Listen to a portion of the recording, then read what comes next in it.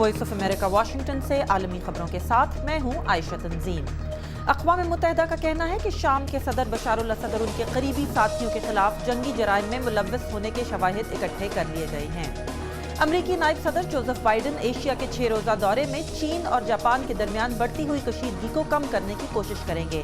मशरक़ी बहीरा चीन में मुतनाज़ जज़ायर पर चीन की तरफ से फ़िज़ाई जोन कायम करने के ऐलान के बाद से हालात कशीदा हैं। आइसलैंड की पुलिस के एक स्पेशल यूनिट ने तारीख में पहली दफा एक शख्स को गोली मारकर हलाक कर दिया है। पुलिस का कहना था कि वो शख्स घर के अंदर से उन पर फायरिंग कर रहा था। आइसलैंड की आम पुलिस असलहा नहीं रखती। दुनिया का सबसे बड़ा ऑनलाइन स्टोर अमेज़न सार्फिन को जल्द अज जल्द उनका ऑर्डर पहुंचाने के लिए मुस्तकबिल में खुदकार ड्रोन्स का सहारा लेगा।